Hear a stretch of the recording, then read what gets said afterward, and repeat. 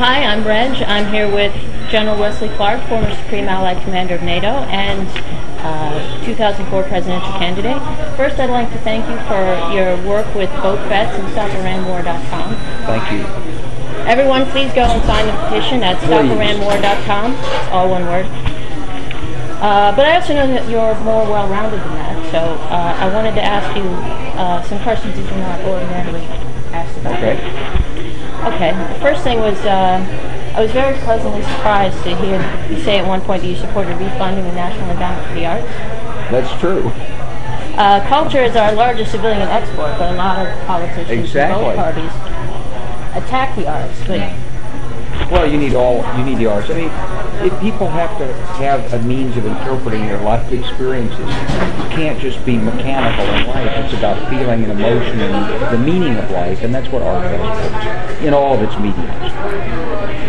Do you support restoring the grants to individuals instead of just organizations? Absolutely. No? Do you enjoy the arts yourself? Yes. Well, I used to paint, and I used to do sculpture and stuff like that. And, you know, I'm a sometime attempted violinist. Oh, I didn't know that. I got a violin from my father. I used to play the trombone. Then when I came back from Vietnam, I had this incredible sort of near-death urge to learn the piano. So I stayed with the piano for about a year and a half until finally common sense overwhelmed my ability to practice an hour a night. And I just couldn't do it. We were living with a 1.5-year-old in the house.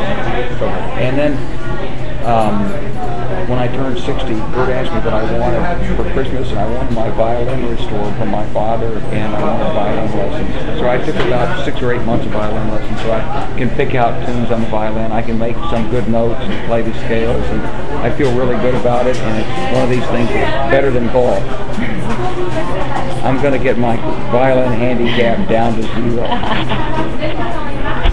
Okay.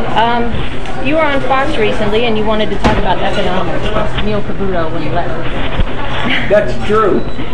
Do you think your economic plans that you had in '04, like your tax plan, your college tuition plan, do you think they'd still be possible now with all the new debt we've accrued? Do we have to sacrifice that because of the war? Well, I want to be really careful about raising taxes. I really am going to try not to raise taxes, but I do believe that we've got to take care of people. I've been telling people in business, I said, you know, we've got a potential legitimacy problem. When a CEO makes 400 times what a worker makes, then you have to ask, why does he deserve that much? And the answer is that it's just like in the military. You know, I've always said generals don't win battles. They're won by the people at the bottom of the organization, the sergeants and the privates and the captains and lieutenants, not by the colonels and the generals. And the same is true in American business. You may make a great trade. If so, you're an investment banker.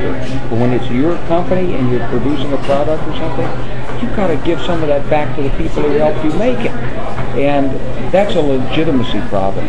You may not be able to give it all back in salary, okay, I accept that, but you better give it back in terms of educational opportunities, transportation, and health care. Okay. And the arts. Thank you. You were on the Ed Schultz show the other day, and you mentioned personal debt. A lot of people who were unemployed or underemployed in recent years paid some of their bills with loans or with credit cards, and now they're underneath all this debt. Education loans you're talking about. Well, education loans are the toughest loans. Yeah. You cannot skip out on an education loan. They're coming after you. There's a 99.9% repayment rate on education loans. The government just takes out of your taxes.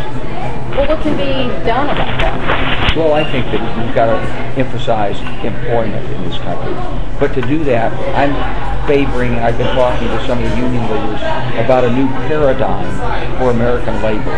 You know, when there was an industrial army in the industrial age and you had massed workforces, and when you couldn't offshore produce and get away with it because you didn't have the communications and the control of it, then labor had more bargaining power, and unions emerged to exploit labor's bargaining power. Today, that's not the case. Labor doesn't have that bargaining power in most instances. So the purpose of joining together, if you're working, is not to go gouge your employer for more benefits. Maybe that is, but it may not work. what you really have to do is have some self-help societies, so that the purpose of it is professional development for the workforce. So everybody who comes in, even if they are just a high school graduate, they should be given a roadmap. And a roadmap that says if you work here, you get your next level of skill, you'll take some off-duty VOTEC courses, and I said off-duty, but that's because we did this in the military. And it works. You've got the most precious gift you can give someone is aspirations. And show them that there's a way to better themselves and their family. To move from point A to point B, you must do these things, and you can get there. That's what we need help, because most people in the workforce have no help.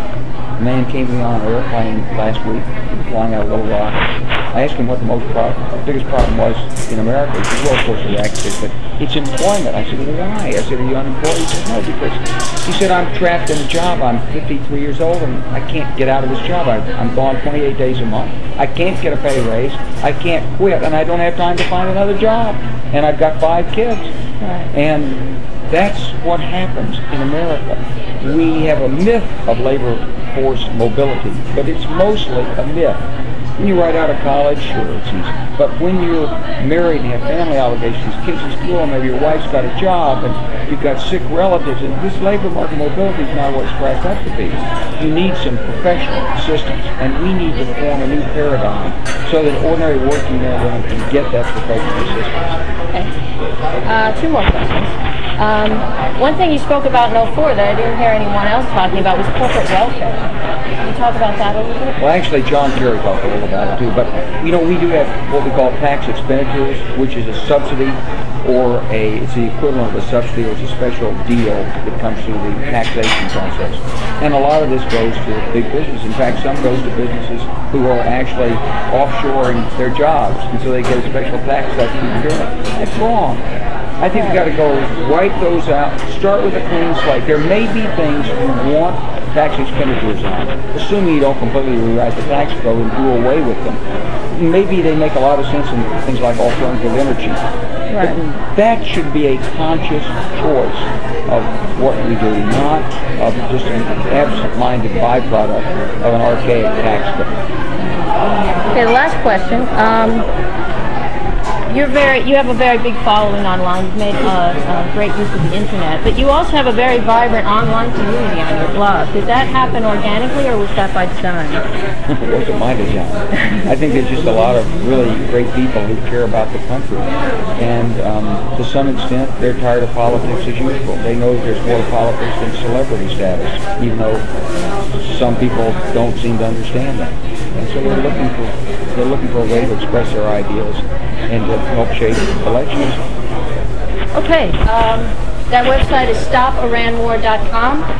General Wesley Clark's website is securingamerica.com. Thank you very much, General. Thanks a lot. Appreciate it, Reg.